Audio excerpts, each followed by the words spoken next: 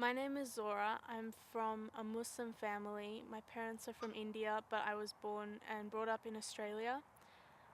Growing up as a person of colour, I experienced a lot of racism and discrimination throughout my primary school years and high school years, and even now as a college student. Um, in primary school, there was a lot of bullying because the first thing that people noticed about me was my skin colour and the way that I looked.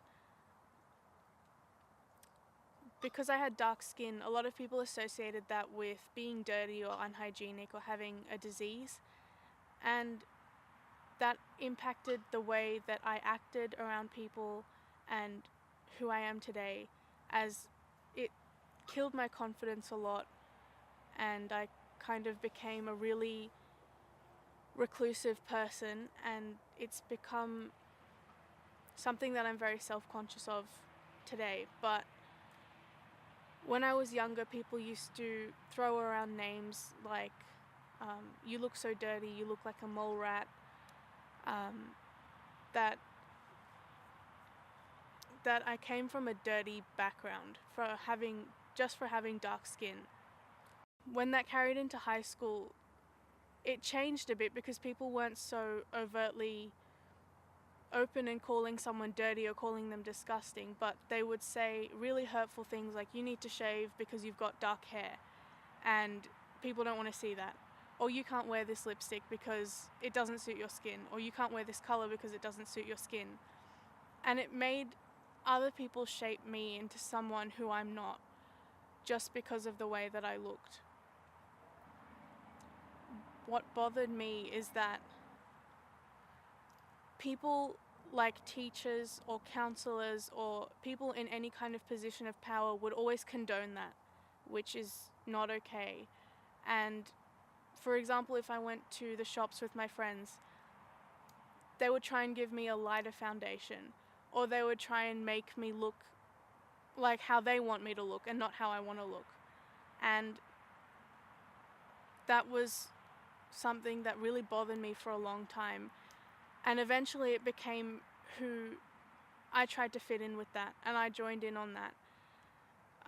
In primary school and in high school, people used to mock my mum's accent, and she doesn't even sound, like a stereotypical Indian, but people would make fun of her accent, and every time they met up with her or they saw her, they would poke fun at it, and she felt awful, and I don't blame her because it's just such a rude thing to do. And eventually I joined in on that because it made me feel like I was one of them, and they accepted me because I used to poke fun at my mum's accent. I was really furious at the time because initially it was such a shock to see people who had no place coming into my home and making fun of my own mother and her accent.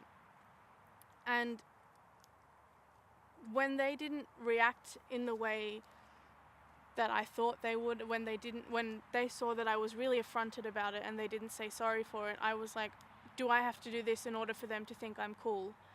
And that's what I did. And I'm so ashamed of that right now, because people like that associate intelligence with being able to have an English accent or have a Western accent. My mum can speak 4 languages.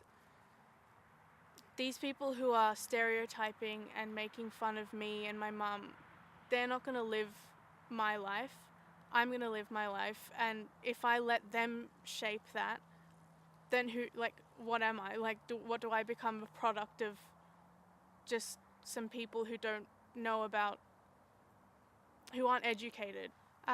A really recent example of racism that made me think about how it comes down to people with power who take advantage of that authority was when I went to India recently, and it made me think a lot how people being racist in foreign countries can really carry into another country, into your own culture. And what happened was, so everyone knows, like, at the airport is the biggest example of when people get taken advantage of, people get racially profiled. It's just like it's just a space where people are discriminated against, and unfortunately that's how it is. But recently, when I came back to Australia from India, in the airport there was a really long line, and the people with dark skin were being pushed to the back, and all the international flyers who had come over from, I think it was Germany and England, were being put in front. And they were in economy class just like everyone else, but they were given precedence. They were put in front, and we were all pushed to the back of the line. And we almost missed the flight, and it was just really disappointing to see that once people experience racism, they take it into account, and then they put other people on a pedestal, and they give people with racist mindsets that kind of power. And it was just so disappointing to see that. And we almost missed the flight because of that. And the security still insisted on searching my bag and stopping me every single time, whereas they let the other people through without any customs, any security whatsoever, just because of the color of their skin. Okay, during an assessment period, my sister stayed up about 72 hours with no sleep, just working really hard on her assignment. And there was a common problem at the school where you would email the assignment in and it wouldn't go through. So she emailed it in on time and it was perfect, but they didn't receive the assignment. And that happened with about 6 or 7 other students. And it's important to mention that they weren't people of color, and there weren't many people of color in our school at all. But when she handed in that assignment and it didn't go through, they confronted her in a really aggressive manner. And they called my mum into the school and they said, how is she going to get into university when she can't hand in her assignments on time? And we thought it was just a problem with the emailing system, which it was. But when I witnessed the other peers having the same problem, the reaction that they had to them was so different, and it just made me feel really ashamed of the teachers.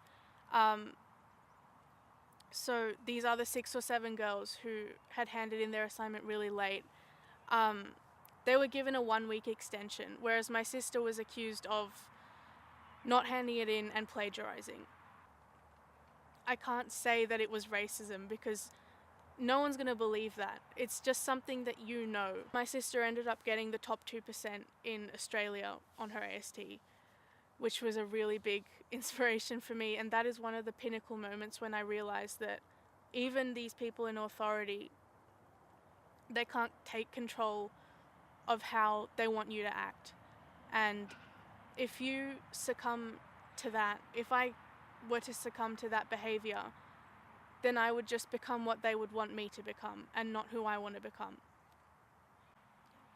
Overall, I don't think that we can all overcome racism together in one go, because that's just not realistic. But I hope that people can raise awareness about it, and that's how I overcame it. Because once I started to see that it was not me living my life and it was other people dictating how I would act and how I would dress and how I would speak, it made me into someone who I wasn't, and that inspired me to overcome the discrimination that I went through.